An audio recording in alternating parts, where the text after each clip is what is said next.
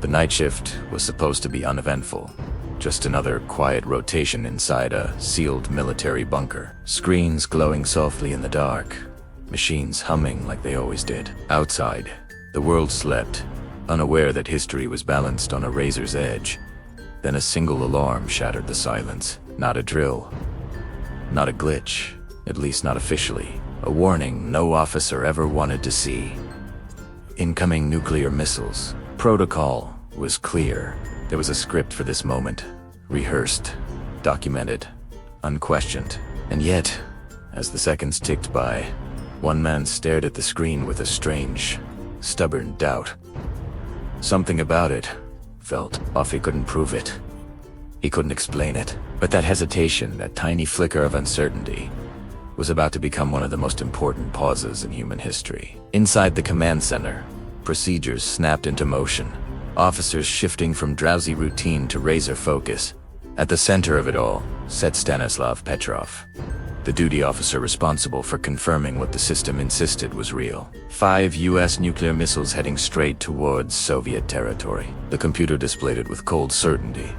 Trajectory, speed, impact countdown. Everything matched the profile of an authentic strike.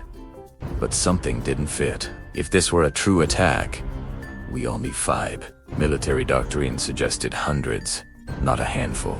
The room pulsed with tension. Alarms still echoing. Clocks still ticking. Superiors waiting for his call. Regulations demanded immediate reporting. History demanded accuracy. And Petrov suddenly realized those two things might not be the same. The alarms kept ringing, each pulse slicing the air thinner. According to the system, the missiles had launched from the United States and were already minutes into flight toward the Soviet Union. On paper, that meant one thing. Retaliation had to begin immediately. Entire arsenals stood ready, waiting for a single confirmation code that would unleash a chain reaction no one could ever undo. Every second of silence now looked like hesitation.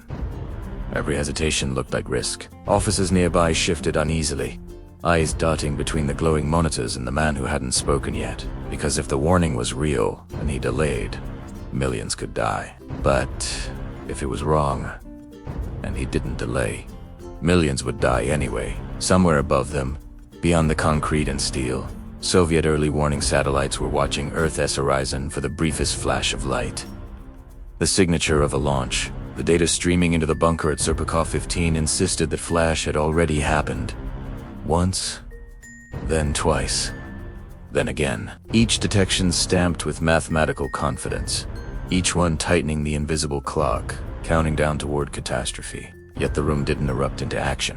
It hovered in a fragile, suspended moment. Petrov leaned closer to the monitor, studying the readouts as if they might confess something under scrutiny. Numbers didn't sweat.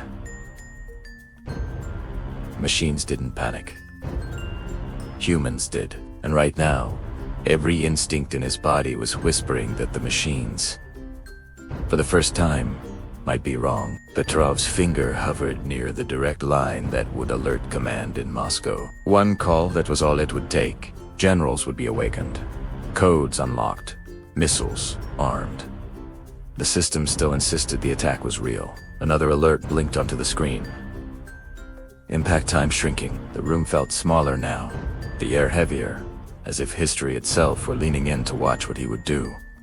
He inhaled slowly. If this was truly war, he was already late. If it wasn't, he was the only thing standing between the world and a mistake no one could undo. And what happened next, pay close attention, would depend entirely on a decision no protocol had prepared him to make. The protocol manual didn't contain a page for intuition. It contained steps, confirmations, escalation ladders, all designed for certainty.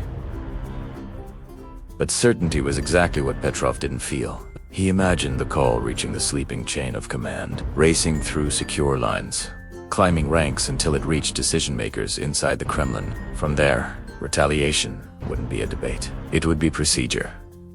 Another alert flashed. The system now showed multiple launches, its confidence unwavering, almost impatient. Officers glanced at him, waiting for the report that would set history in motion. Petrov swallowed. Training told him to trust the machines. Instinct told him to trust doubt, and in that silent clash, he did something almost absurdly small. He chose to wait. Minutes passed, no explosions.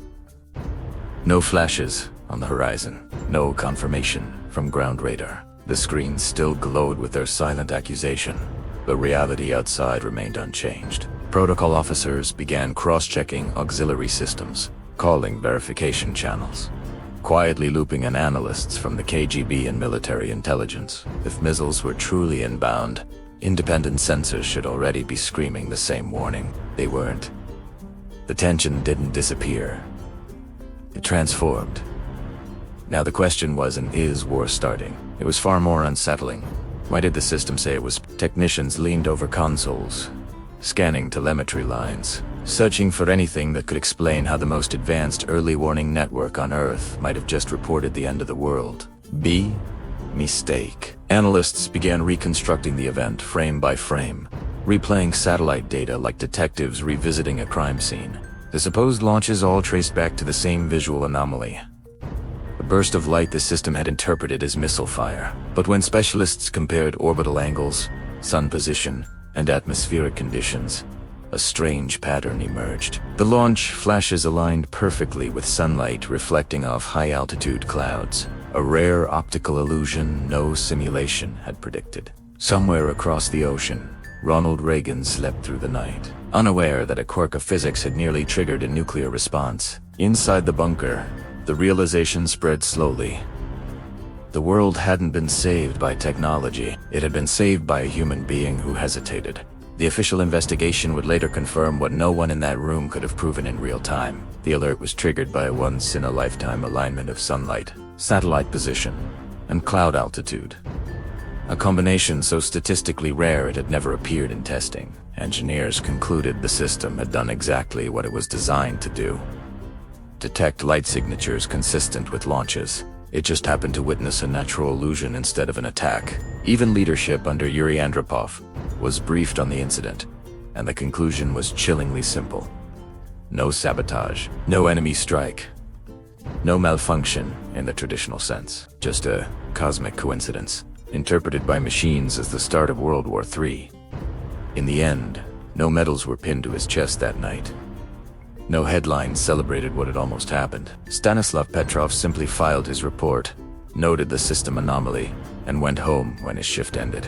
4 years, the incident remained classified, buried in archives while the world carried on, unaware that its survival had once depended on a single human hesitation. When the story finally surfaced after the Cold War, experts realized just how fragile the line had been.